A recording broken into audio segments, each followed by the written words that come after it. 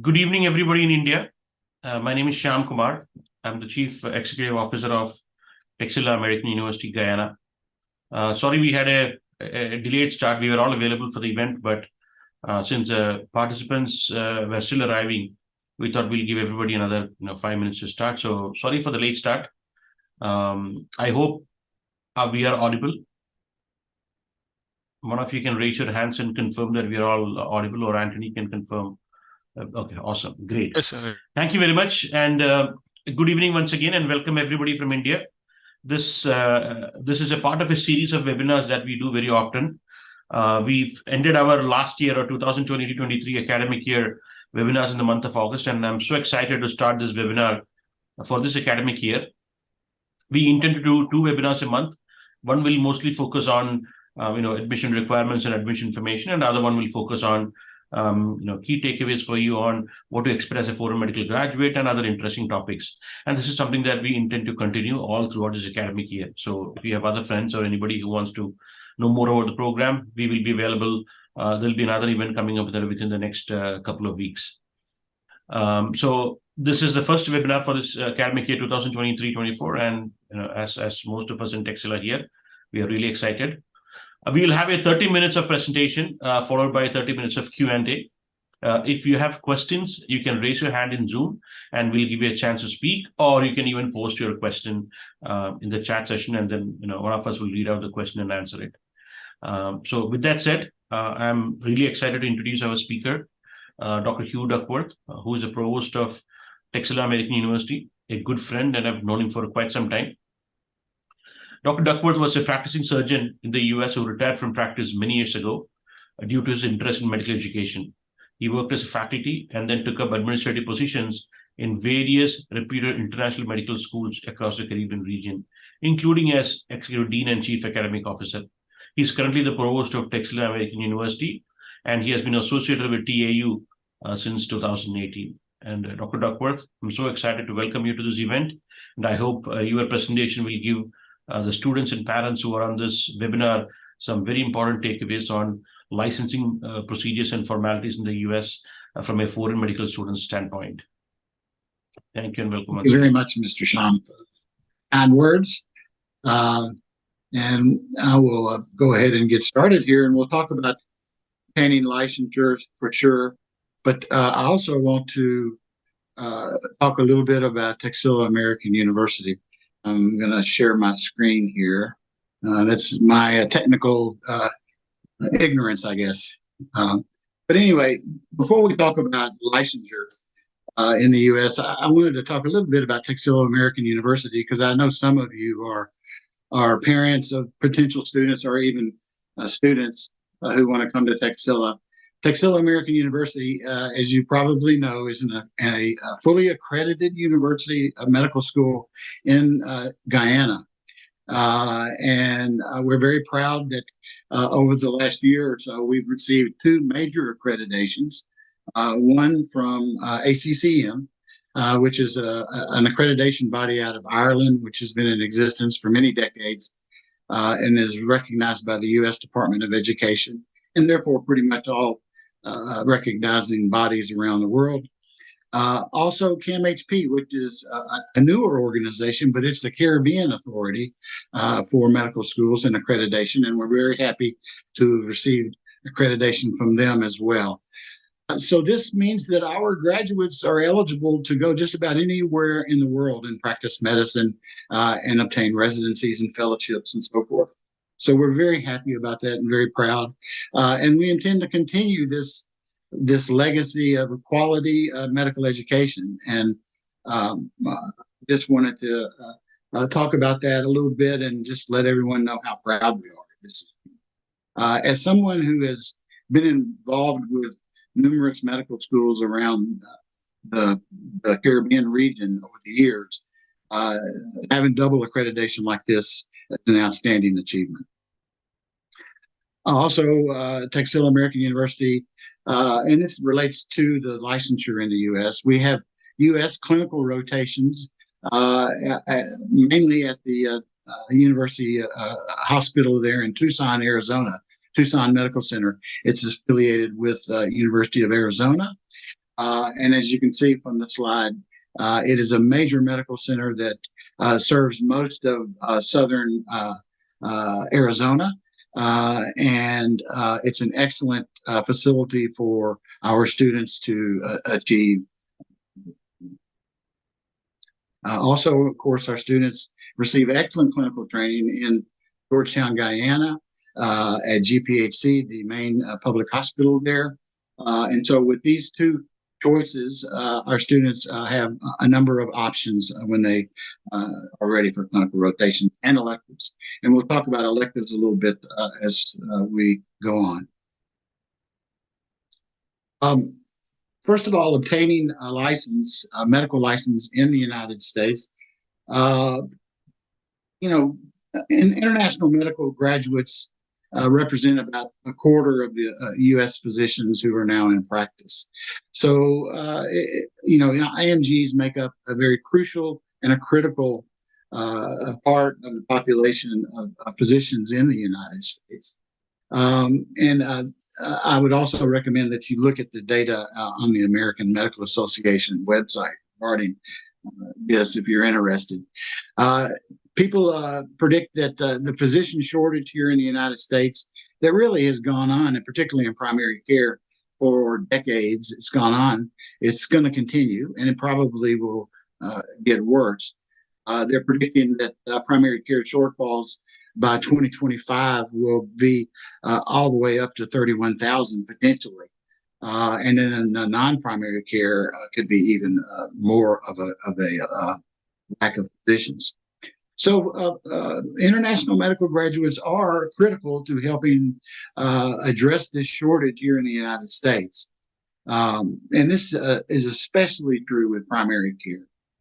These are specialties associated with family medicine, internal medicine, and pediatrics. So once you've decided that you want to come to the United States, and by the way, this discussion is for people who are interested in coming to medical school, but it's also relates to someone who may have gone to medical school elsewhere, perhaps in India, and are interested in coming to the United States to practice medicine. The ECFMG, this is an organization that evaluates the readiness of an international medical graduate to come and do a residency or a fellowship in the United States. In other words, how does their medical education from their medical school in their home country compare to the medical education in the United States? And this is what the ECFMG is tasked with, is to evaluate these schools and therefore their graduates. State licensure requirements are a little bit different, but they're also designed to do pretty much the same thing, is to compare the international medical graduates' educational process to that of the So what are the pros for coming to the U.S.? Why would someone who is a practicing physician elsewhere or a new medical graduate want to come to the United States to practice medicine? Well, it is a good living. You can earn a good living, and the income can be high depending on what residency you do and what specialty you're in. So that is attractive for many people. Although the physician salaries have leveled off here in the United States over the last few years, but I don't see them declining anytime soon, specifically because of the shortage of physicians. Many physicians are very happy with their jobs. There's a high level of job satisfaction with physicians here in the U.S. Many studies have shown. Job security is very good here as a physician, and that's a key factor for many people. It's a very collegial atmosphere with much teamwork and professionalism, and that is also very rewarding. Because of the physician shortage here in the U.S., people can live pretty much anywhere they want, as long as they can get licensed, and we'll talk more about that. So what are the cons? What are the bad things about practicing medicine in the U.S.? One of the things is that, as we'll talk about more here in a moment, is that just about every state here in the U.S., all the states actually, require additional training for anyone that comes to the United States in order to get licensure in their state. We'll talk about those requirements in a moment. Physician hours can be long and unpredictable. I would maintain, of course, this is not just in the U.S., this can be anywhere. But it is a con to practicing here. Job stress is certainly there, especially when you're involved in high levels of stress in terms of your practice opportunities or economic opportunities, those types of things. And then here in the U.S., we have medical malpractice lawsuits to worry about.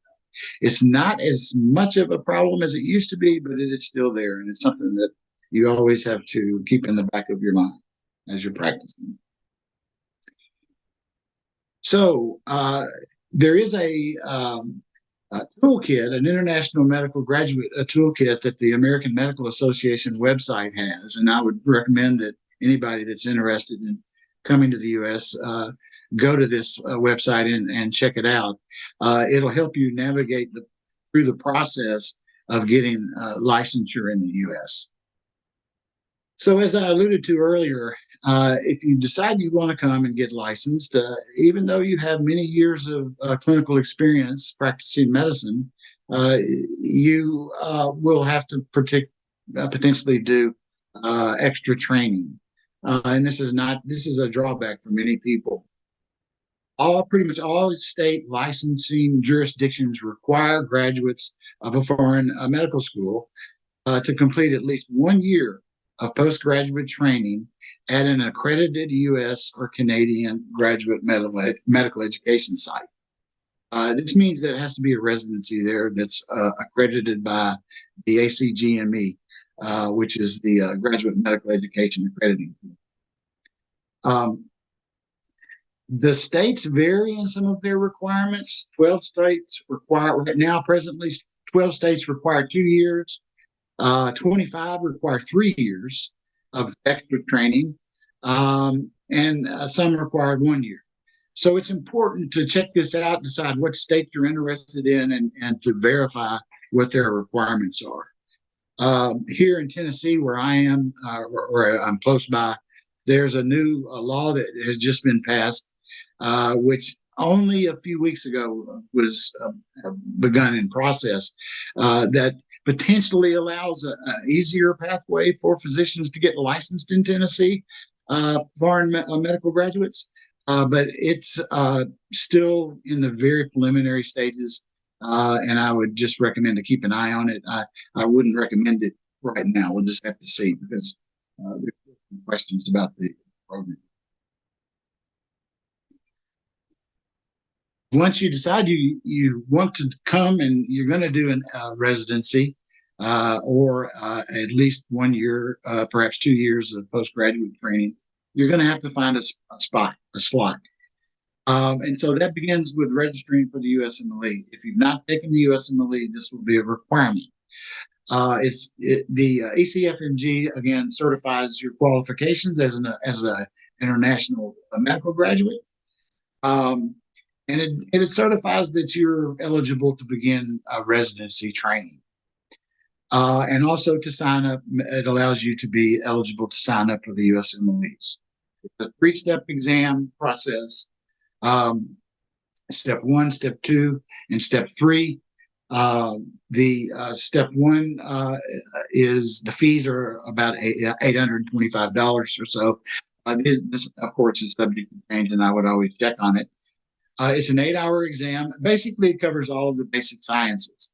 It used to be probably the most important USMLE step because it was the scores on USMLE were used extensively by residency programs as a way to rule out students if their scores weren't very high on step 1. And this always bothered me, and I get other people as well, because, it doesn't really evaluate well a student's clinical experience and clinical knowledge. It evaluates their basic science knowledge. And so about a year and a half ago, the USMLE decided to make the step 1 pass-fail instead of a numeric 3-letter grade. So this has made this exam much more fair, in my opinion. This is followed by step 2, which is the exam that students take after their third year in medical school of clinical training. They've had 1 year of their core exams, core rotations. And they're ready to take this clinical exam. This exam is still graded on a numeric grade, and it is becoming more and more important and more competitive as a way for students to get residency. Step 3 is given after a student finishes their first year. ECFMG, like I said, it assesses the education that a international medical graduate has received, but being registered does not, of course, guarantee you a spot. How do you select the residency program? Once you decide what residency program you want to shoot for, what specialty you want to go for, do you want to do internal medicine, family medicine, surgery, those types of things? You will then go to the FRIDA online website.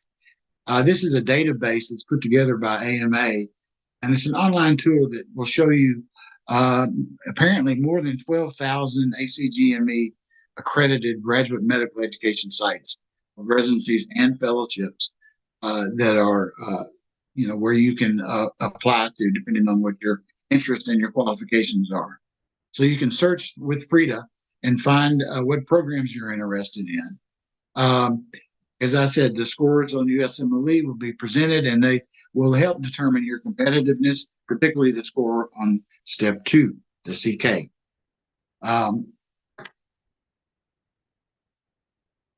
When you decide that you're going to apply for residencies, there are ways that you can make yourself very competitive, or more competitive than you would be otherwise. Let's face it, as an international medical graduate, you're always at a disadvantage somewhat, and that's just the fact of life. You can overcome that, and it's overcome all the time. I see it frequently. There are some residency programs, even in the U.S., who have now gone to only take an international medical. So we can talk about that in a moment.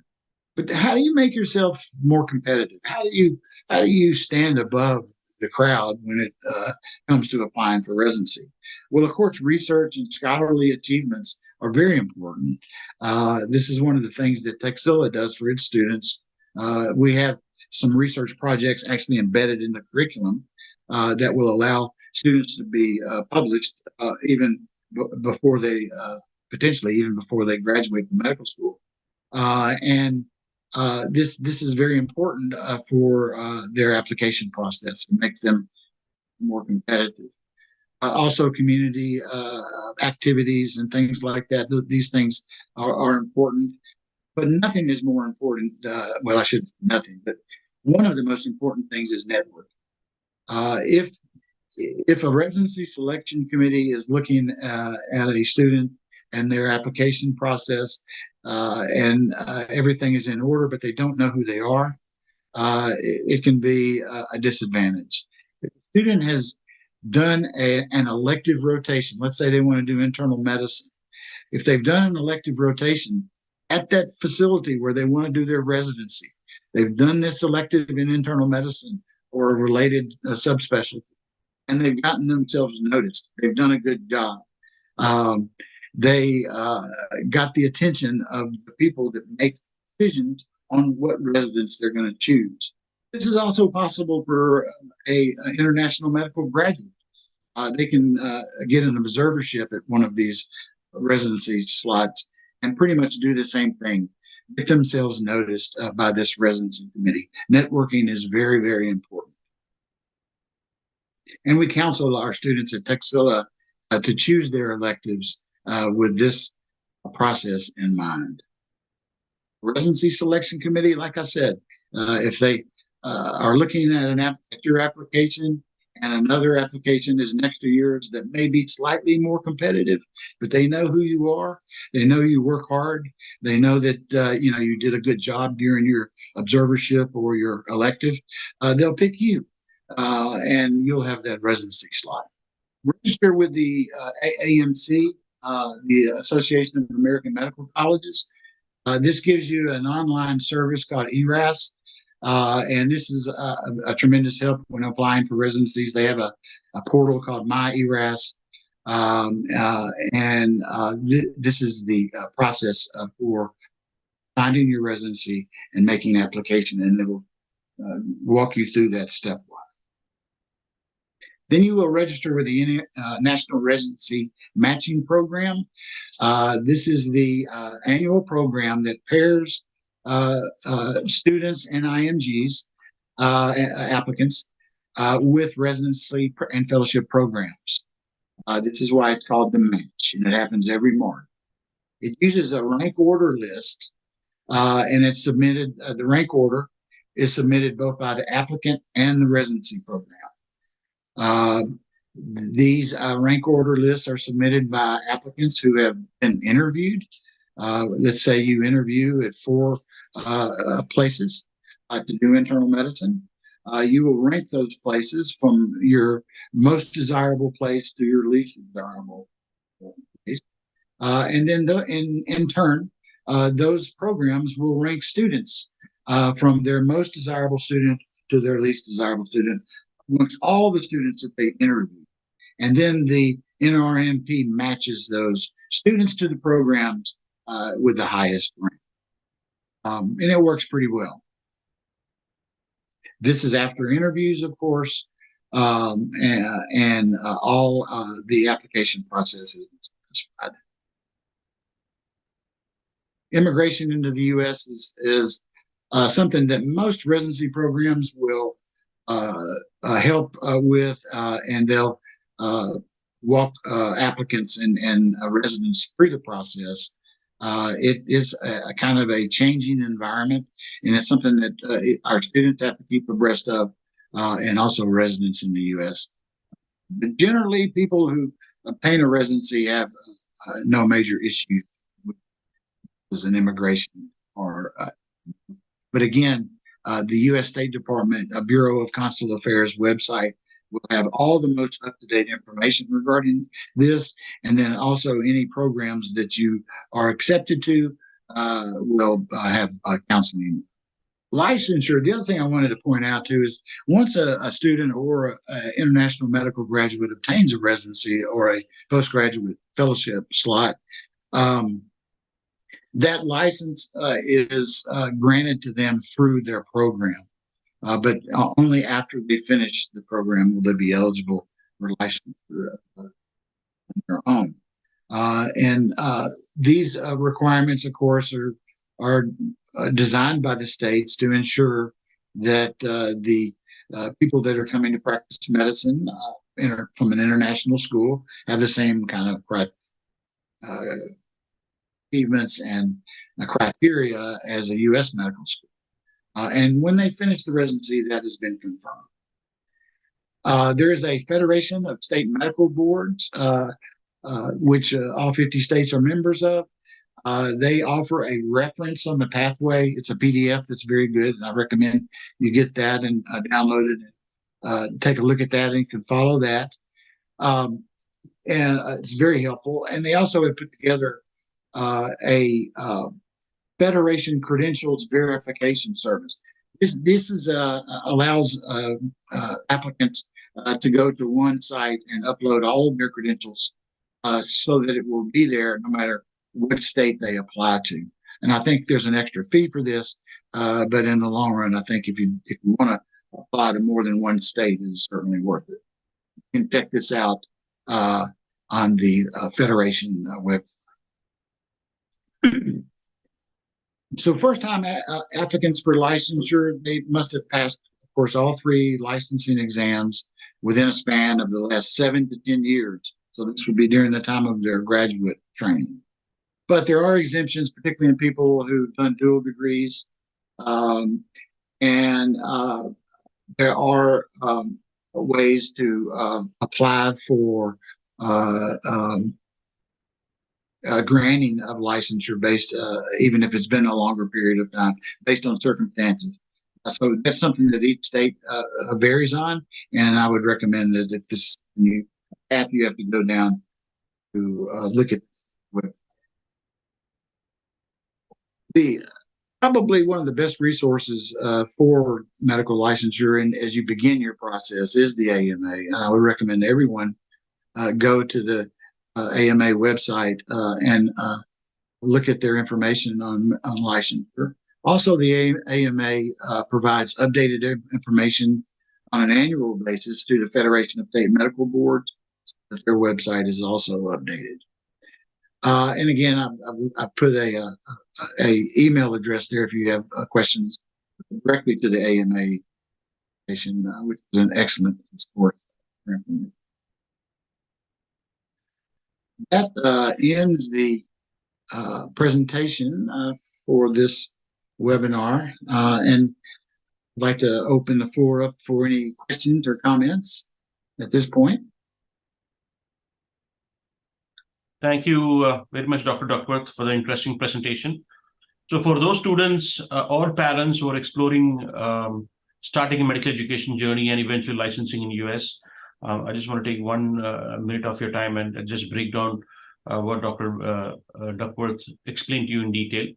So if you're starting a medical education journey with a foreign medical school in the Caribbean and exploring the US as a pathway for your future residency and higher education plans, you will enroll in a 5-year medical program. The first year of the program focuses mostly on foundation courses like you have advanced physics, chemistry, biology, and so on, and science courses. For the first year or a year and a half, so to say, you will start with what we call as basic science program, which is essentially your theory part of medicine, your anatomy, physiology, biochemistry, pathology, and so on. So 1 year is advanced science courses, then 2 years what we call as basic sciences, is basic science program. The last 2 years of the program focuses mostly on your clinical training, which is where we'll be doing our clinical rotations in either in Tucson, Arizona, or in GPHC in Guyana. So that is how this 5-year program, 5.5-year program is structured. Now, coming back to the licensing point of view, as Dr. Duckworth mentioned, there are 2 key steps for USMLE, and then there's USMLE step 3. As soon as you're done with your basic science program, which is once you're done with the 3 years of your 5.5-year program, you are eligible to take USMLE step 1.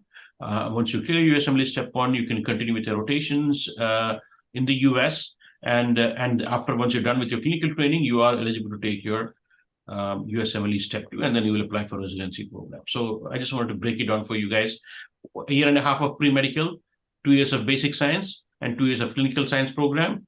As soon as you're done with the 2 years of basic science program, you can take USMLE step 1. And then when you are almost getting done with your clinical education program, you are eligible to take your USMLE step 2. Once you clear all the 1 and the first and second step of USMLE, you can apply for ECFG certification. And meanwhile, you can apply for your residency program, which is your eventual pathway for licensing in the US. Now, with that said, we are open for questions. You can raise your hand if you have a specific question, and we can give you access to speak. Otherwise, you can feel free to type your questions also. We'll take the questions one by one. I have questions. I'm going to take a question from Kailash Giri Goswami, and I'm giving you the access to speak now. Mr. Kailash Giri, you've been given access to speak, so you can ask your question, please. Yes, I am actually doctor from India. I did my master in general surgery. MS is equivalent to MD in US. So, and I actually also completed my master in general surgery from Texila American University. So my question is that, did our degree is recognized by US to complete my license, or I required to redo my residency? Okay. Dr. Duckworth, maybe if you want, I can take the question. Go ahead. Yeah. Okay. Now, first of all, your degree from Texila, the first question, your degree from Texila, is it recognized? Absolutely, yes. Your degree from Texila is recognized as any other accredited, recognized institution in the world. However, with that said, you have already done your master's in surgery. As of now, there are, as Dr. Duckworth mentioned, there are some discussions on how master's degree from foreign countries or postgraduate training from foreign countries could be equated to the US, but that's all still in the process. But as of now, you still have to take USMLE step 1 and step 2, and eventually go through the pathway of medical residency or postgraduate training in the US, like any other student. Because you are Texila, it does not make any difference. Even a US medical graduate goes through the same process: USMLE step 1, USMLE step 2, and then apply for residency and get into a residency program. So currently, you having a master's of surgery probably would not add too much value to your application process for a residency program in the US. You will still have to go through step 1, step 2, and then eventually look at applying to a residency program. Okay, thank you. Okay, there are some questions that are in the, how many research works we have to do to get internal medicine? Well, that's an interesting question. Dr. Duckworth, maybe you can answer that, please. I don't think that there is any specific number of research projects that are required, especially of a medical student. I think one is enough, but the more the better. But you have to be careful not to take away from your other studies by doing research projects. No, research is just one of the factors that can come into play to help you with your application process. And really, the more the better. If it's something you're really interested in, absolutely, it's good. But usually one is enough, especially if it's a project that takes more than one semester to complete. Okay, I think Kailash Giri has another question, giving you the chance to talk. Hello, Kailash Yes, Giri. First of all, thank you Yes, for sir. being a part of the discussion. Okay, you are a Texila graduate, so we are so happy and excited that you have also joined the call. Yeah. Thank you again. Thank you. Sir, I have another question. Okay, did I finish my graduation master from Texila American University? So it's actually located in Caribbean islands. So do I can get a license from Jamaican from based on this degree or from my home country, Gujarat, for master degree? So do I get the Jamaican license or I can work in Cayman Islands or in Central or South American islands based on a Texila American University degree or either in Indian degree? Okay. Master. Well, Kailash Giri, see, this event is mostly based on US medical licensure. And since there are a lot of students who are mostly looking for information on US medical licensure, my suggestion to you will be, if you have more specific questions on other countries, reach out to us directly. We'll be more than happy to talk to you. In the interest of the group and interest of others in this call, and plus you are a graduate with a master's degree anyway. So we'll have to talk more details and specifics. So please let us have a discussion and separately. You can reach out to the admissions person who requested you to join this call, and they'll be more than they'll get to one of us or even the dean on campus, and we'll give you the information. Okay, I think that'll be in the best interest of all in the call. Sure. Thank you. Thank you, and wish you the very best. Thank you. We have another attendee who wants to speak. Abdul Qadir, we have given you access to speak. Over to you, please. Hello, sir. Myself. Abdul Qadir, you are audible now. Yes. Yes, sir. So myself, Dr. Abdul Qadir. I have did my clinical pharmacologist from India. That is called Pharma D 6 years course. But I am much more interested to practice in US. So with this degree, I cannot eligible to practice in USA. So I have taken admission in 4.5 year program in Texila American University. That is on 2024 March batch. So my question is, like, if I want to give the USMLE licensure exams, so am I eligible to do give after 2 years, or again I need to join the batch of 5.5 year program? You don't have to join the batch of 5.5 years. As soon as you're done with your basic science program, you can take up USMLE. That is not an issue. But there is no query like I need to give 2.5 year or 2 years. No, nothing like that. As long as you have completed your basic science with all the required courses, you are eligible to take USMLE step 1. Yeah. Oh, thank you. And Abdul Qadir, thank you for again, being a part of Texila, and we welcome you. We look forward to seeing you in Guyana. Yes, sir. Thank you so much. Yeah. Thank you. Sir, and it will help us to prepare for a USMLE, like the course what we have in Guyana. Okay, Hugh, maybe I'll start with the explanation that you can chime in with your thoughts. Yeah. Okay, now coming back to USMLE training and USMLE orientation, it's we have multiple interventions planned all throughout your basic science and clinical science. First one is as some of you might know, USMLE examinations are conducted by a board called National Board of Medical Examination. We call it NBME. NBME is a body in charge of conducting USMLE examinations across the world, and also subject exams or final exams or exit exams in American medical schools.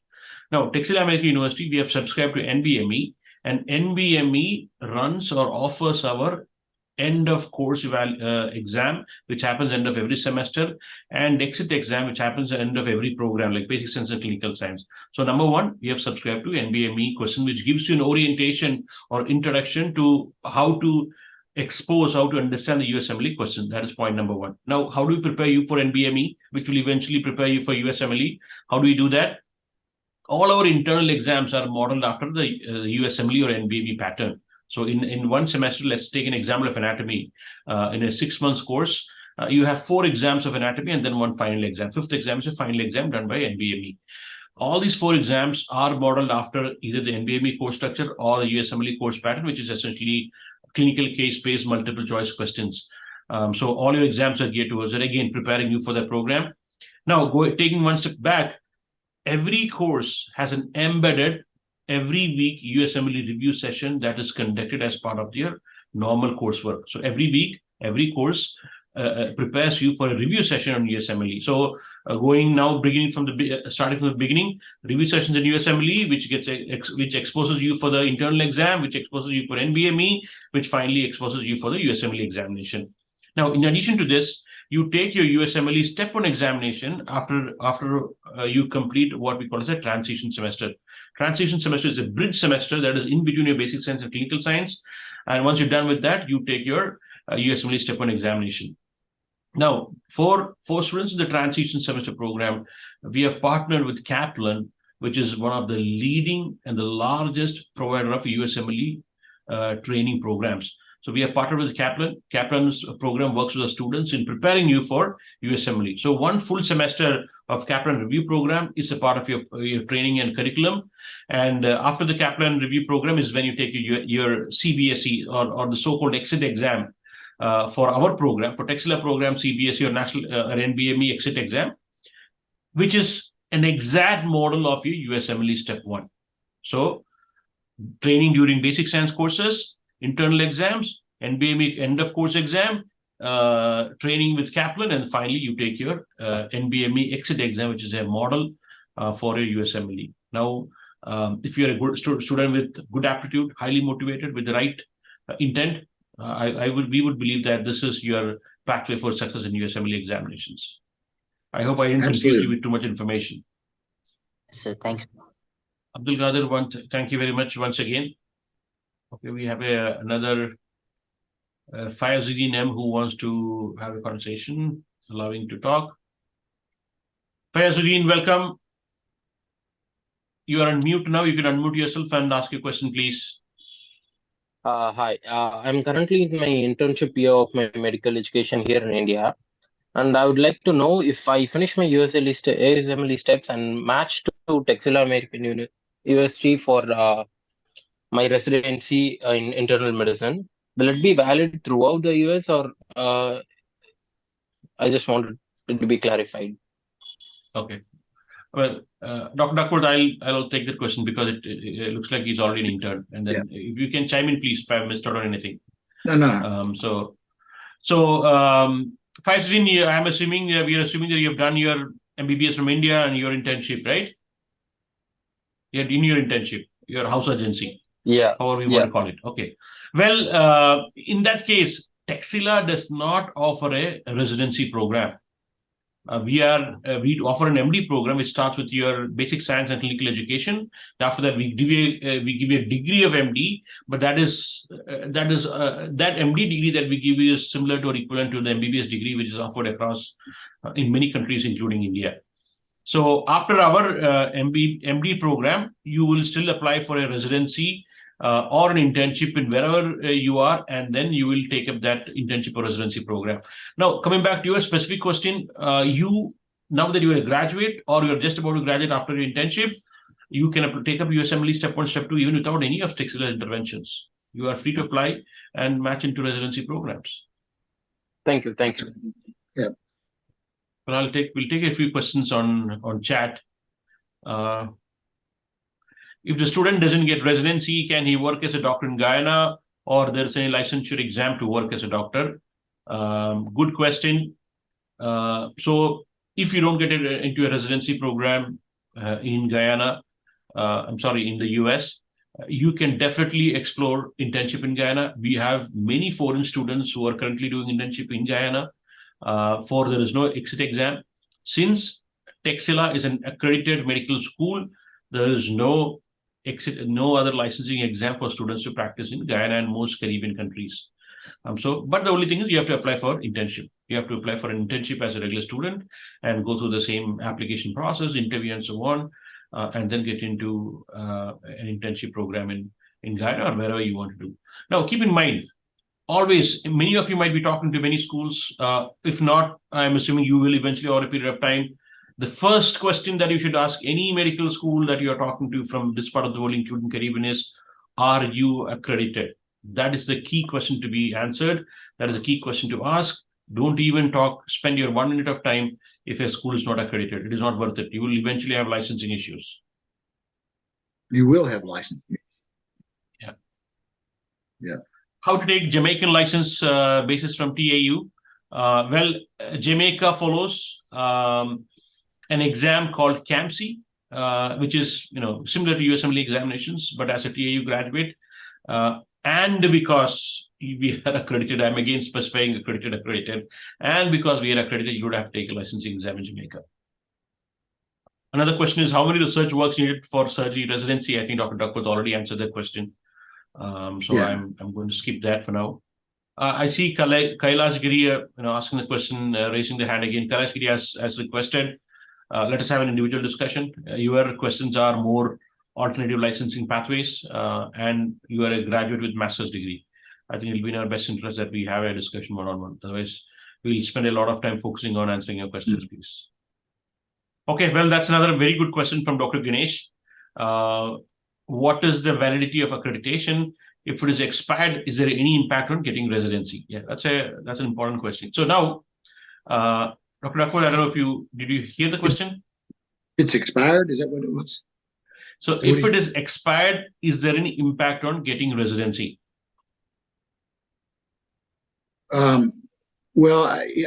Expired, I guess, is not the word. If usually schools who are having difficulties maintaining their accreditation, they'll get some kind of warning before their accreditation is removed. Most schools are able to adapt and tend to the problem. As far as getting your residency, once you graduate from an accredited medical school, that's all that you need. It doesn't change your application process or your application strength. If the school subsequently gets into some kind of accreditation issue, it would not affect you. Just for an example, here in the United States, fairly recently, a major academic center here in the U.S. Was cited by an accreditation body for some kind of problem they had. But that didn't mean that school lost all of their accreditation and their students were in trouble. It just means that school had to address that particular problem. So, no, if you're in the process of applying for residency and your school was in good standing at the time that you graduated, you should have no problem whatsoever. Thank you, Dr. Duckworth. I would like to add on to what Dr. Duckworth mentioned. So if you do not know, Texila has two accreditations. Or yes, Dr. Duckworth actually covered it during his presentation. So we have CAM-HP and ACCM. CAM-HP has given us accreditation for 3 years, and ACCM has given us accreditation for 6 years. Now, 6 years, both these starts 2023. So 6 years means for ACCM, we are accredited till 2029. So any of you starts into next year into the program, you should be okay. But with that said, we want all of you to understand that accreditation, when they give accreditation, it's a 5-day site visit. It's an intense process. It takes a lot of time and effort. We have invested a lot of energy, effort, and money over many years to get to this level of getting an accreditation from a recognized regional agency. So it is not something that can go away like that.